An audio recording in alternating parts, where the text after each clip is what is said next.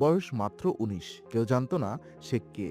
কিন্তু সেদিনের পর থেকে বাংলাদেশ ক্রিকেট আর আগের জায়গায় রইল না। সাকিব আল হাসান মাগুরার এই ছেলে একদিন হয়ে উঠলেন আইসিসির ইতিহাসের সর্বকালের সেরা অলরাউন্ডার।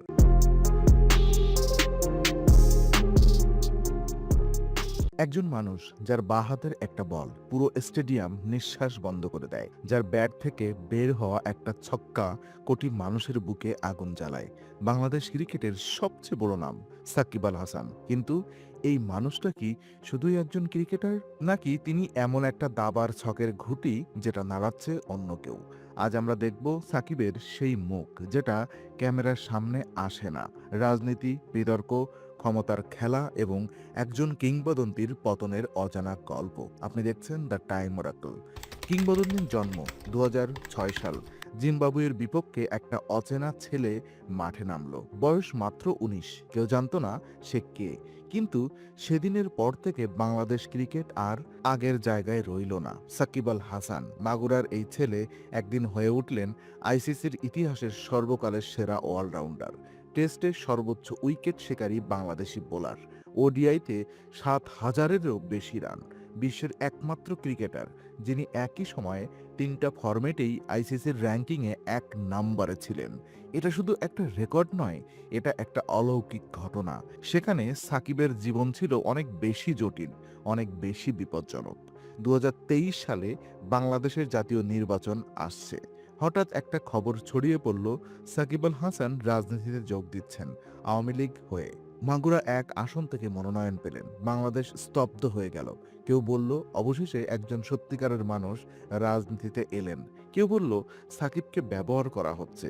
কিন্তু প্রশ্নটা হলো, এই সিদ্ধান্ত কি সাকিবের নিজের, নাকি এটা ছিল একটা পরিকল্পিত রাজনৈতিক চাল? ভাবুন একবার, নির্বাচনের ঠিক আগে দেশের সবচেয়ে জনপ্রিয় মুখকে দলে নেওয়া। এটা কি কাকতালীয়? একজন ক্রিকেট কিংবদন্তির ভাবমূর্তি ব্যবহার করে বিতর্কিত নির্বাচনকে জনগ্রহণযোগ্য করার চেষ্টা। রাজনৈতিক বিশ্লেষকরা বলছেন এটা ছিল একটা সফট পাওয়ার কৌশল, জনগণের ভালোবাসাকে রাজনৈতিক পুঁজিতে রূপান্তর, এবং সাকিব সেই পুঁজির হাতিয়ার। জুয়ার আসর এবং আইসিসির নিষেধাজ্ঞা। কিন্তু এর আগেও একবার সাকিবের জীবনে এসেছিল সবচেয়ে বড় ঝড়। ২০১৯ সাল আইসিসি একটা বিবৃতি দিল, সাকিব আল হাসানকে ২ বছরের জন্য নিষিদ্ধ করা হচ্ছে, কারণ একজন বুকি তার সাথে যোগাযোগ করেছিল, ম্যাক্স ফিক্সিং এর প্রস্তাব দিয়েছিল। সাকিব সেটা আইসিসিকে জানাননি। নিয়ম অনুযায়ী এটাই অপরাধ।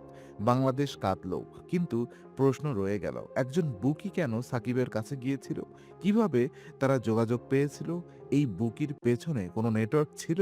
সেই তদন্ত আর কখনো সম্পূর্ণ হয়নি, কারণ প্রশ্ন থেকে গেছে অন্ধকারে। তো ভারতে আইপিএল এর আনুগত্যের দ্বন্দ্ব। সাকিব শুধু বাংলাদেশের নন, তিনি আইপিএল এর মাঠেও খেলেছেন। Kolkata night Riders, sunriser Hyderabad, IPL এর কোটি টাকার চুক্তি। এখন প্রশ্ন হলো, একজন বাংলাদেশি ক্রিকেটার যখন ভারতীয় ফ্রাঞ্চাইজির হয়ে খেলেন, তখন তার আনুগত্য কোথায় থাকে?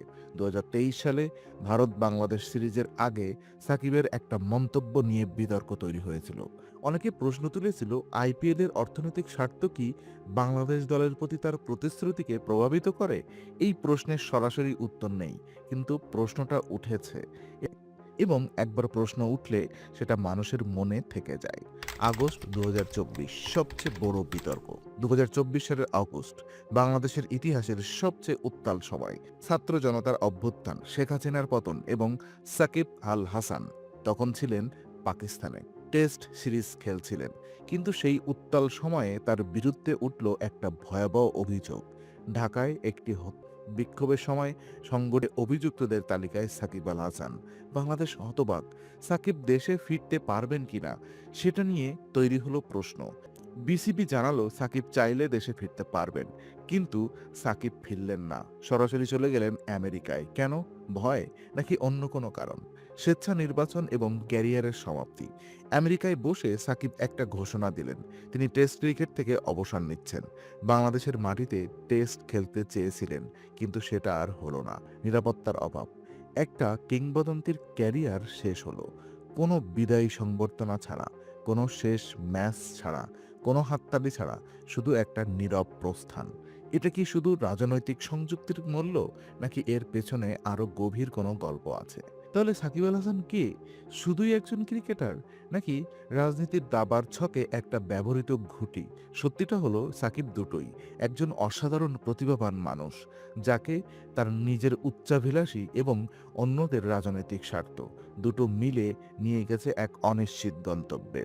বাংলাদেশ তাকে ভালোবেসেছে, বাংলাদেশ তাকে কাঁদিয়েছে, এবং এখন বাংলাদেশ তার জন্য অপেক্ষা করছে। কিন্তু প্রশ্ন হলো, সাকিব কি আর ফিরবেন মাঠে, দেশে, মানুষের হৃদয়ে? সেটা সময় বলবে। কিন্তু একটা কথা নিশ্চিত, যে মানুষ একা নিজের ব্যাটে পুরো জাতিকে বাঁচিয়েছেন, তার ইতিহাস মনে রাখবে ভালোবাসায় অথবা শিক্ষায়।